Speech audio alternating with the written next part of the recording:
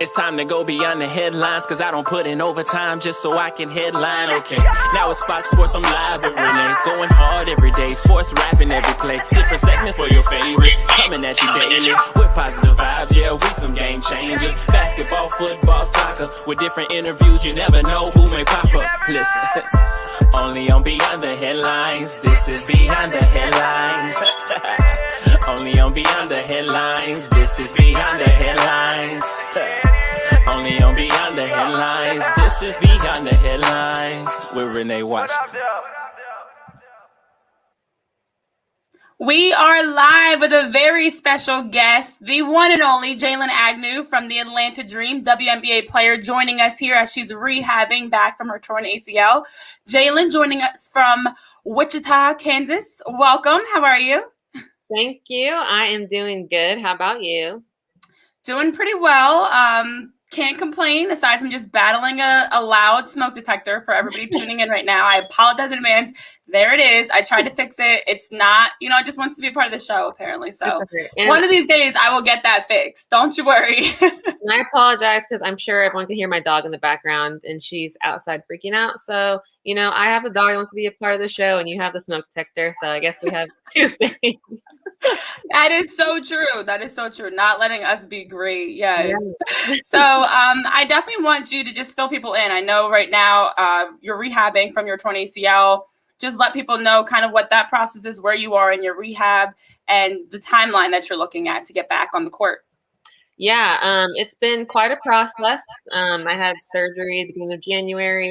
I've just started jogging recently, and so getting back to that, which is, you don't think it's that hard, but then, going through it, it's definitely a challenge. You're so used to jogging normally, and then you figure out that you can't do that right away. So that's been an adjustment. But yeah, just hoping, I'm on the court doing what I can now in terms of shooting and ball handling. But yeah, just hoping to be able to be ready for this upcoming overseas season, really. Yes. And unfortunately, for any injury, especially an injury such as an ACL, you do find yourself just kind of having to start from scratch. It forces you to it's about a year rehab, give or take, until you're back to full strength. It forces you to have to relearn how to walk, how to run, how to do all the little things again.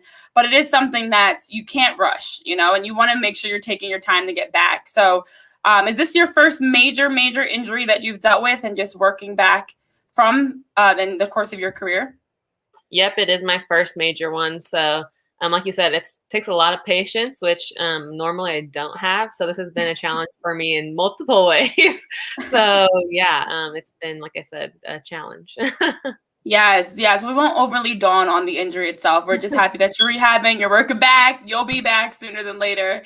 But for you, just take us through having the opportunity to come into the league at such a special time. You're a young player in the midst of the transition of the WNBA on so many levels, being a part of many conversations around social justice, being a part of the change for women in sports in general. I can't relate from the professional side as a basketball player, but I can from a soccer player of my experience of what it's just like trying to play the game you love and not really giving the reward that you deserve.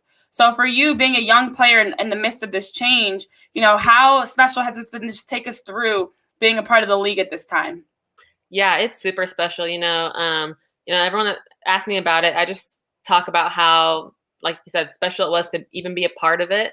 All of the season last year, social justice was at the forefront for us during the season, and you really could see that in everything that we did, whether it's social media, on the court, during games. And so, yeah, it was just really special to be a part of. And for that being my first year, it was a year unlike any other. And I was just super fortunate to be in the league at that time. So, and I always say it's so cool just to see everyone come together. We we're probably like one of the first really professional leagues that has really come together like that. And so I thought that was really special to be a part of. Yes. And we do have a comment for you from the Real Deal. good friend of mine, I should say, excuse me. Minor setback for a major comeback. Absolutely. I agree. Yes, that's the motto. Minor setback for a major comeback. So thank you for that. But as you're mentioning, even just being a part of such a big moment in history, you know, I don't think enough people really realize the fact that we are in the midst of something that we're going to look back on 5, 10, 15, 20 years from now and realize, holy crap, this is something we'll be telling our kids and grandkids about. So even being a part of the Wubble, being a part of the league, and that aspect of these things that are brand new for everybody, while you're also adjusting to what's the first year and your first opportunity in the WNBA. How exciting, overwhelming, like what were the emotions of that? You know, take us back a year ago, which now feels like it was so long ago, but it really was not. Yeah, it was just super exciting. Definitely, you know, you go into the league and if it was a normal year, you know, you'd be going to places and seeing people, but just seeing like the stars you grew up watching every single day, whether, you know, it was riding their bikes or like out at the pool, like it was just so crazy just to walk up and like be by someone you've grown up watching your whole life, you know? I think that was the coolest thing, was just like the actual like access to everyone that you had. So, but yeah, it was just super exciting. And like you said, it was a first for everyone. So wasn't the only one in that boat, but yeah, it was just an unreal experience. Like you said, like nothing ever has been done before. And again, I'm super grateful to have been a part of it. Yeah, and there will definitely be a lot of stories from that. And I'm excited for the film, the ESPN film coming out on Thursday.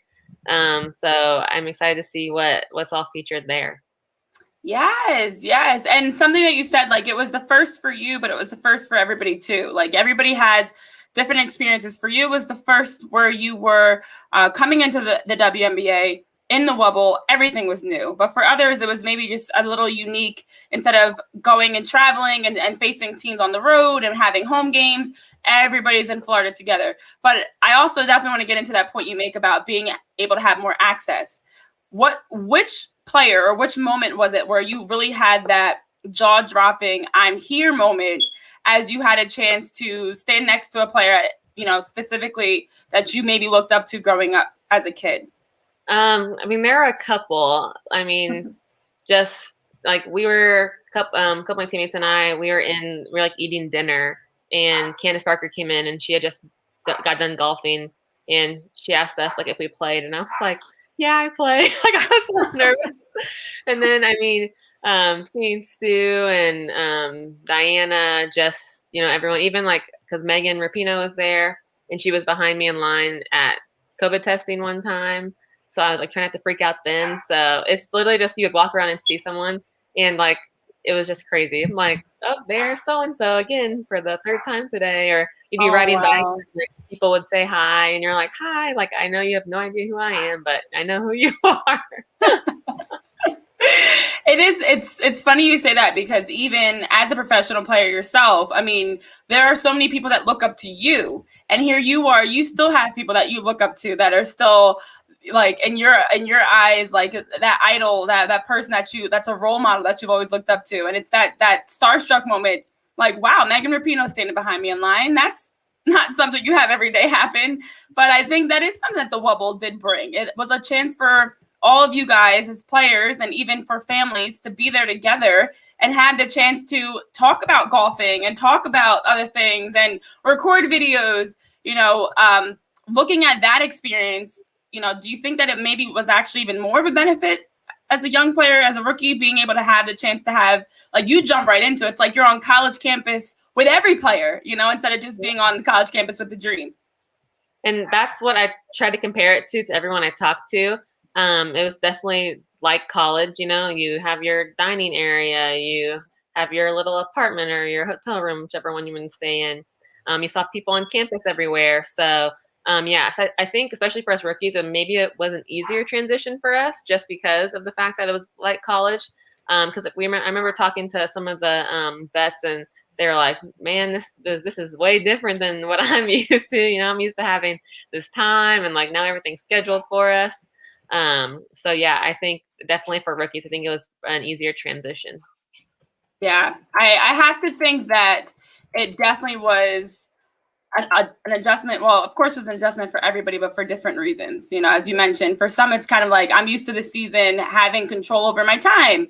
Whereas for you coming out of college, it's kind of like, it's like another year of college. It's like I'm still back on campus because I definitely was getting college vibes of like being on campus with everybody and being able to have access to just go knock on someone's door instead of them being a drive or a flight away or anything like that.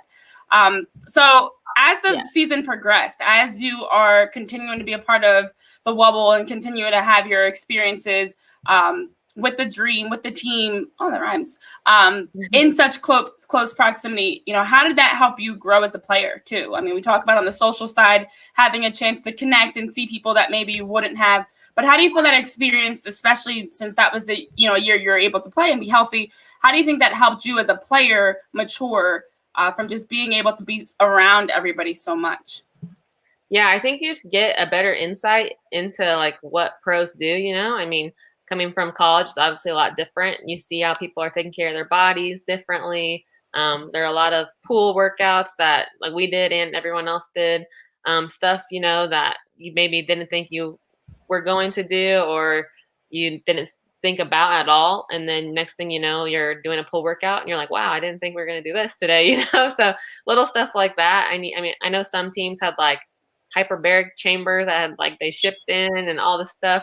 And so just really seeing like how they take care of themselves on top of a busy season, I think was really cool to see and just something that I could take from them. Yeah, that is something I think also that was a benefit and a blessing of it all, is you had a chance to really see what is the recovery like for certain players. You know, even you talk about Candace going golfing and walking by you from that. That's something that like you probably, or maybe you did, but you may not have really realized, okay, in her off time, maybe she has a balance where she goes golfing or she does this. So, you know, it is helpful, I feel like, to have had a chance to see just exactly what players put in, the time they put in, the recovery, the workouts, the training to maintain their performance level. So that is, I'm sure, very helpful just to have had a chance to see that firsthand. So as you now progress into playing overseas, of course, you did get injured, which definitely put a change to everything. But did you feel that sense of growth, maturity, confidence, even heading into the overseas season that you had? Yeah, definitely. It was, you know, kind of had at least a little taste of what the pro life was with the bubble or in the Wubble, sorry. But overseas is just so different. It's like you're in a whole new country, like you don't speak any of like the language at all. You have to learn it. For me, my coach didn't speak English either. And so that was an adjustment. We had one of our teammates translate for us. And so they say like overseas is a whole different beast, and I would completely agree. That's a little bit of an adjustment. Yes, definitely a little bit of an adjustment. So you now go into a whole new environment. So that's something that I don't think a lot of people really understand also is you go into the WNBA, you have that experience, you're in the Wubble, which is unique in general. Then you turn around and now you're overseas and you're playing alongside players and coaches that come from completely different cultures, backgrounds, languages, experiences. And it's a whole new experience that you have to learn as well and still continue to perform at a high level, play well, do well. So now I'm definitely more curious to know, even with having someone translating, that still is a gap, a barrier that you have to work through. You know, what's something that your overseas experience taught you about being able to adjust into these different environments? Because in the last year, you've had to deal with, well, it's a little more than a year now, but adjusting to the Wubble, adjusting to being overseas, and even now adjusting to your injury. It's been a lot that's been thrown at you in such a short amount of time that you've had to pivot and change with.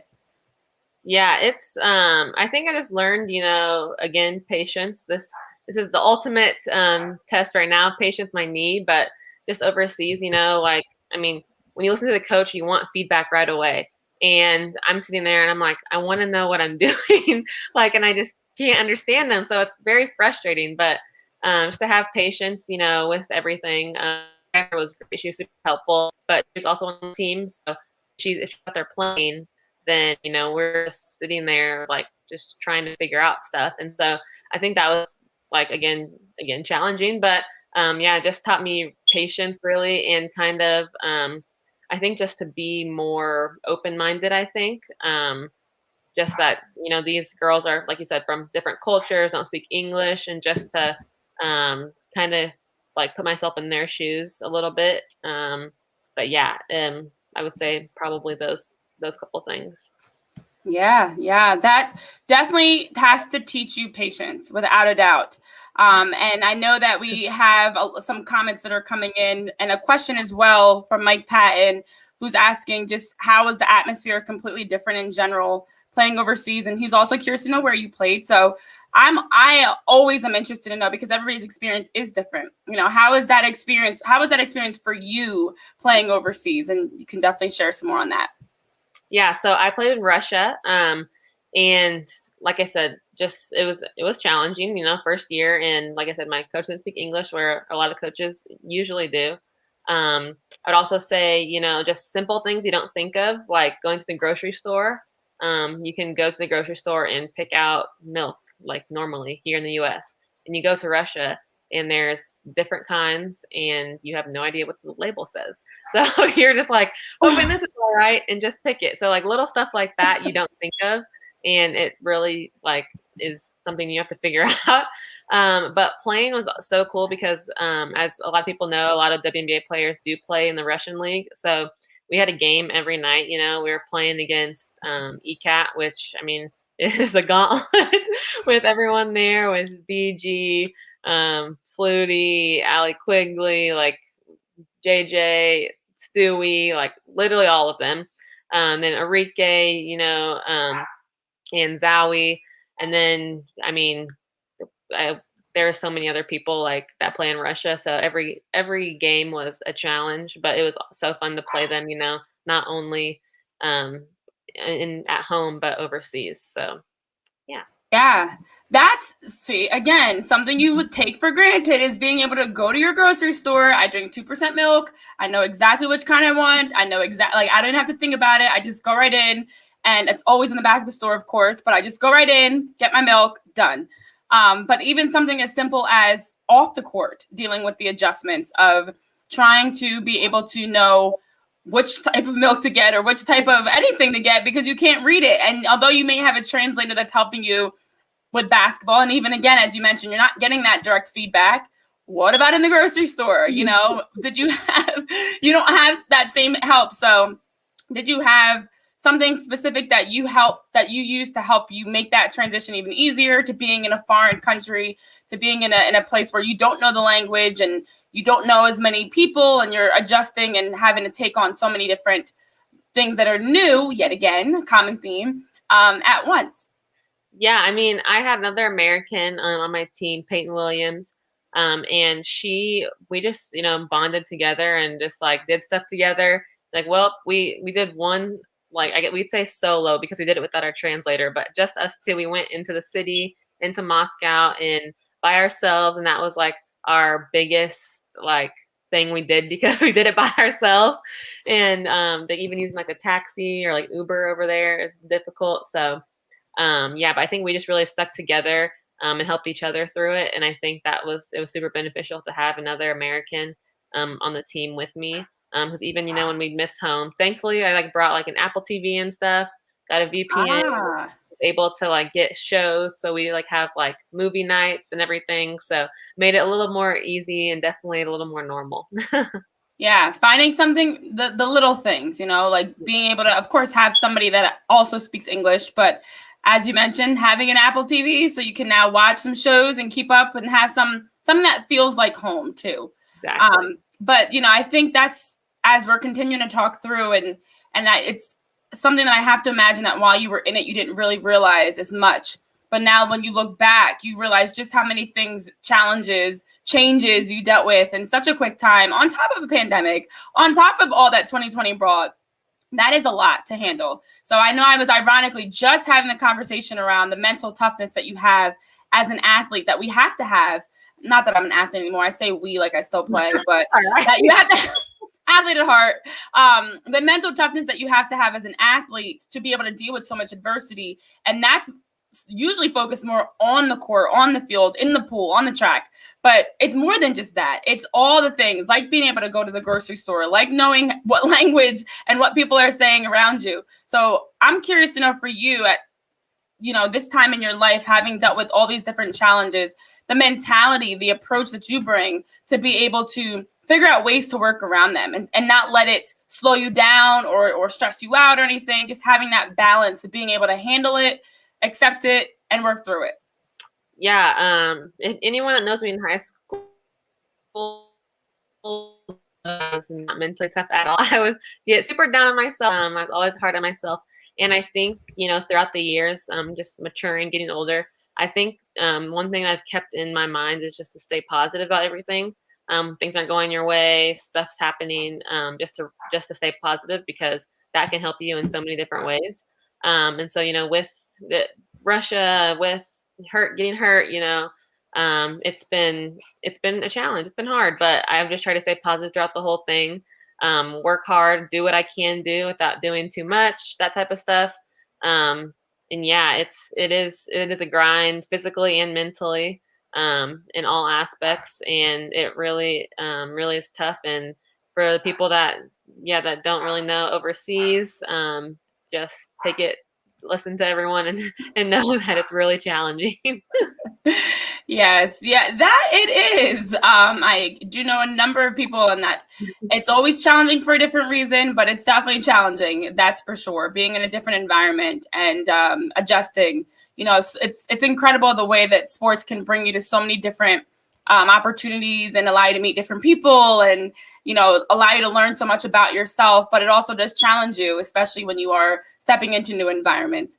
So, for you with your game, I have to think that as you've grown and dealt with different challenges, I know we're talking about more recent ones over the last year or so, but what have you tried to stick to that you bring to the floor, that you look to do that is Jalen Agnew? What is it that you bring that you feel helps you in any team, in any environment, whether you are in the WNBA, overseas, whatever it may be, that you're always going to bring to the floor to help your team? I would say my ability to shoot. I am a shooter. If anyone doesn't know that, I am a shooter and will gladly shoot any open shot that I have. And so that's, whether they're falling or not falling, they say to keep shooting. And so I've definitely learned that over the last couple of years as well. So yeah, I would say that's like the biggest thing that I bring to a team. Absolutely. I was hoping you would say that. Shoot or shoot. And you know it. No hesitation. Ask me anytime. It'll be the same answer. I get that. Yep. Yes.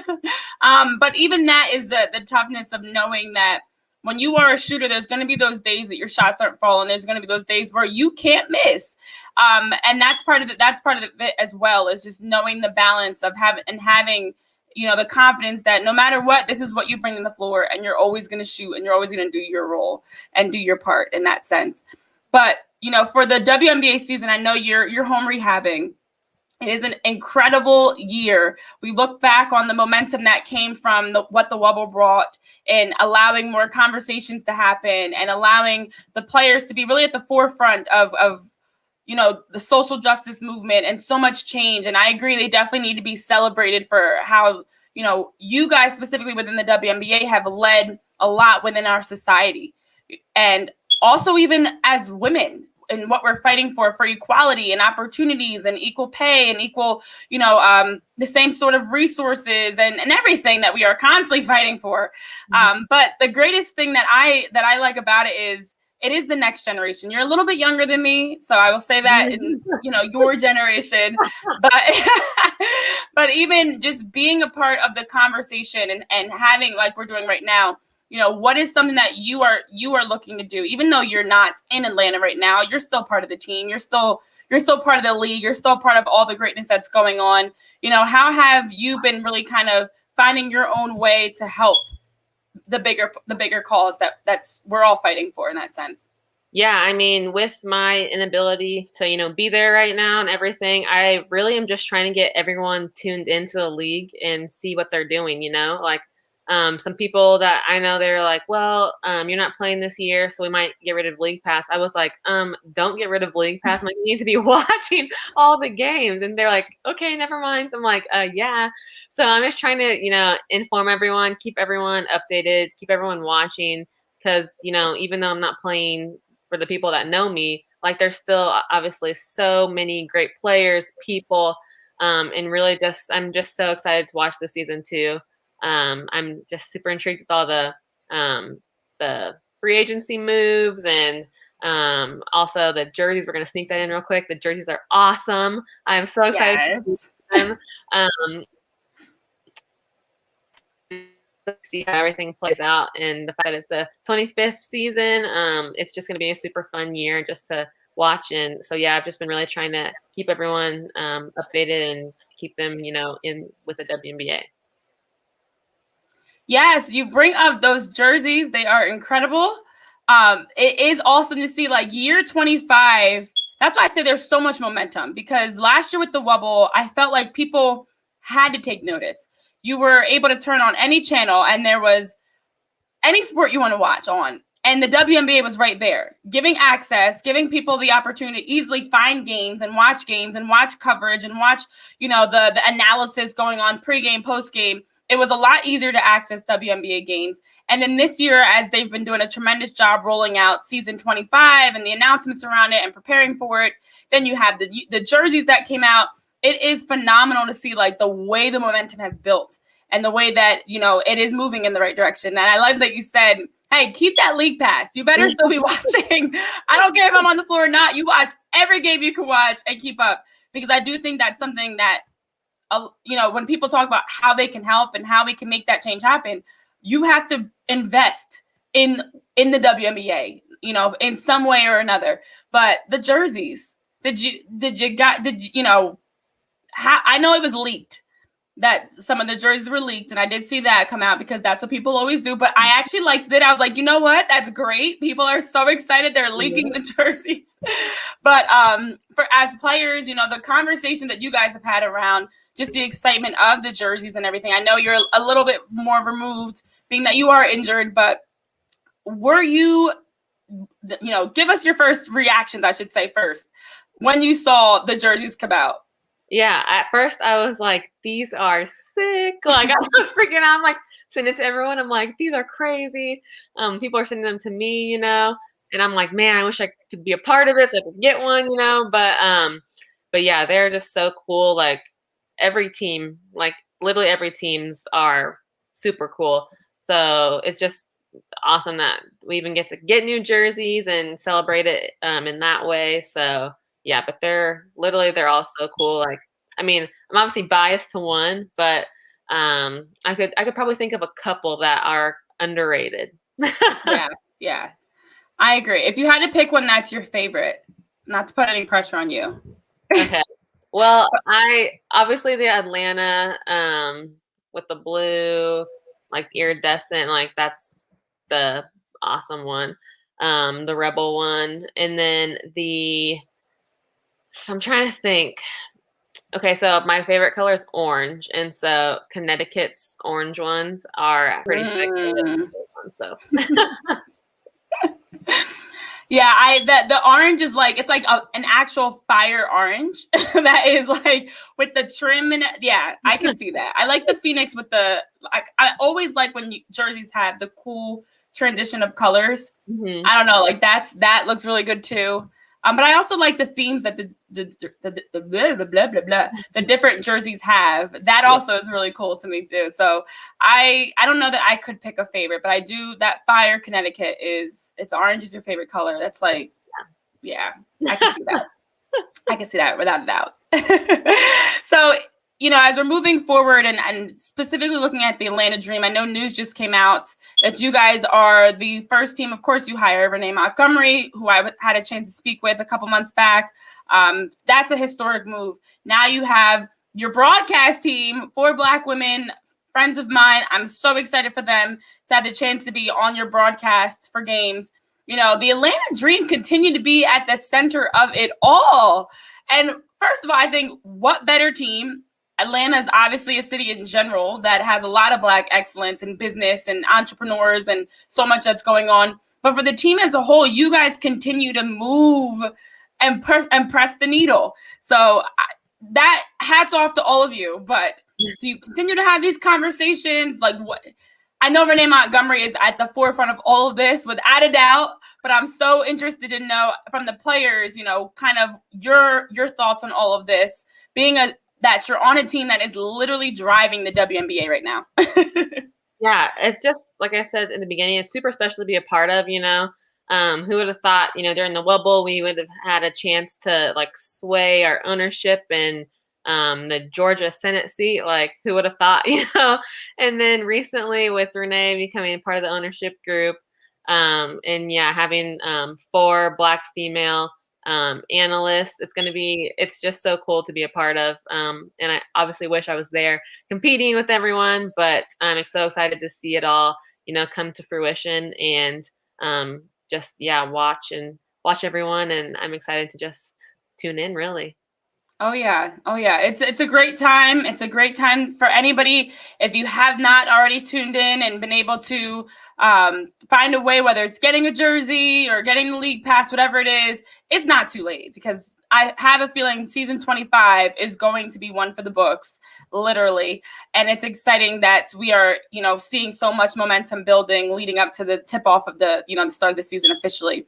But I'm definitely interested to know, for you as a player, you know, looking back, who has always been your driving force, your role model, the person that, you know, you emulated your game after, or that really inspired you as a player growing up? I know we talked about those surreal moments when you were able to see those players and walk and have conversations with Candace Parker fresh off the golf course and things like that. But who was always your motivator and role model growing up as a player? That's a good question. I would say, I mean, you grow up and you're automatically fans of like Sue and Diana, but I think a couple people that were kind of under the radar for me that I think back and that I was like super like enthralled with were Candace Parker and Skylar Diggins, Diggins Smith now, because it's because they were mixed, they were ballin', curly hair. Like I had the Skylar Diggins like wrap headband, like all of that. I'm like, they're mixed and good at basketball, so I can be mixed and good at basketball. You know what I mean? And so like that was like the coolest thing I think for me growing up, just seeing them like in that position and being successful, and hopefully, and then growing up now, joining them is really cool. But obviously not as successful as them so far, but just even cool to be, you know, a part of it. Wow. Well, first of all, you still have time. Honestly. Yes. But you know, I think something you said is like, they're mixed, they're good, they're successful, I can too. And that representation, I know we have a lot of conversation around like Black and white, but as you just shared, not only just as a mixed athlete, but also even curly hair, like representation matters on so many on so many levels. It's not just your race. It's not just, you know, something as specific as race. It could be, you know, your hair, your height, your build. You know, I think for me, as one of the things that I always struggled with as a kid was just the fact I was always tall and skinny. And I'm like, I was one of the taller, skinnier kids in like everything. So it wasn't until I got older when I started realizing and seeing other tall, skinny women, I'm like, oh, it's okay. That is perfectly fine that I'm, you know, whatever. So that representation is so key, of knowing that it's okay.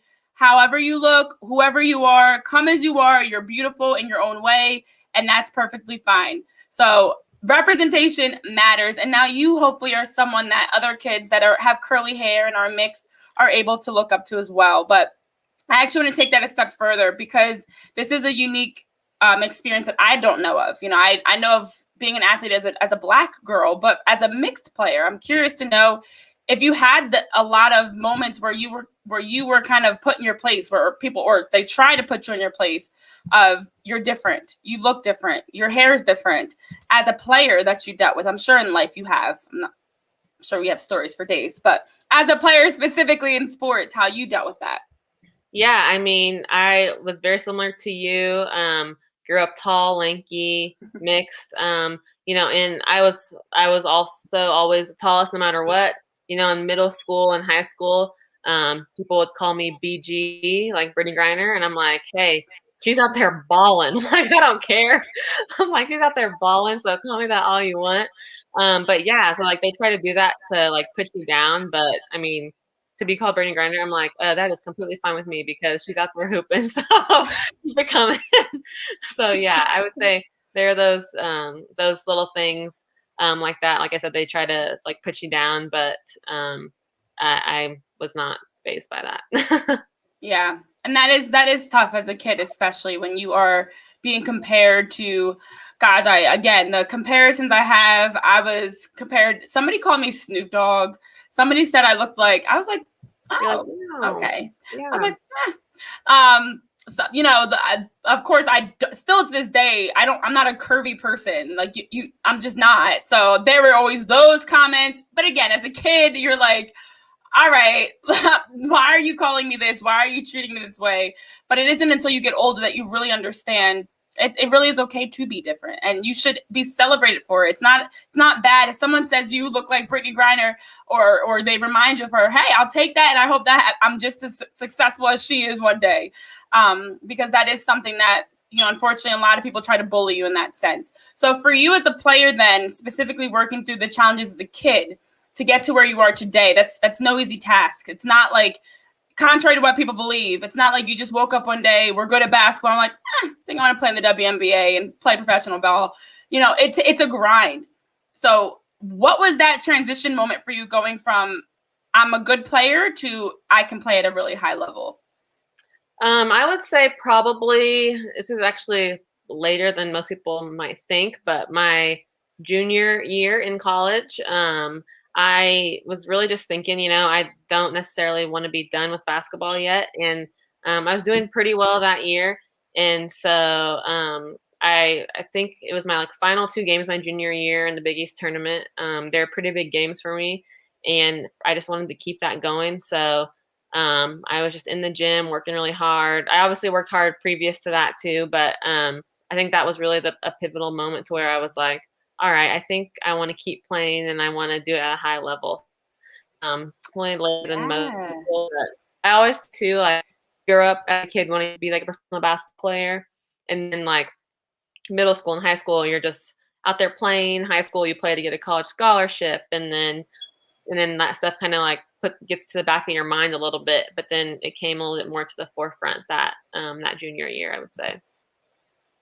That is something, because I do feel like when you're growing up, your goal, of course, everybody always says they want to be a professional. Whatever sport they play, everybody wants to be a professional. And then reality sets in and you're like, oh, I want to play in college. But it isn't until you're in college and you start, especially for you, playing with Creighton, when you start to realize just how close you are, and you're playing with some of the best teams and some of the best players, and you're like, you know what, I think I can do this. And the NCAA tournament and the postseason in general does give you the opportunity. I feel like a lot of players really make their mark in March Madness, because it's the biggest stage, the most eyes on you, the toughest time. And if you're able to step up in that moment, it says a lot about who you are as a player. So how did your college experience with the Blue Jays really help propel you to that next level? I think every college coach, team, everybody has something different that kind of helps you make that transition. What do you think was it that helped you make that transition into the pros? I would say I actually redshirted my freshman year. And so I like attribute a lot of my success to that, because I played 3 sports in high school. So basketball was never my like main sport. And so just to be able to focus on basketball for the first time in my life, really. And just, I redshirted. So I was working out more than anyone, practicing, lifting. Really just found out like how hard you have to work to like make it, and dedication, and then just brought that, to the rest of my career, really. And so I definitely attribute a lot of that to that, and my coaching staff that helped me through that. Obviously, my position coach, Chevy, she was like the queen of individual workouts. Like she has helped me so much. She would even watch like film over overseas this past year and like helped me with what we should be doing.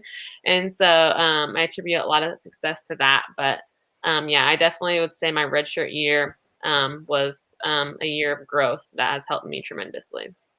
So what you're saying is this redshirt year will help you grow again, because technically this is kind of like a redshirt year. So what I'm getting from this is your biggest growth happened in that year you redshirted as a freshman in college, which I agree. I do think I never redshirted, but I do feel like a lot of players, it helped them a lot to be able to have an extra year to lift, to train, to just kind of like take a step back.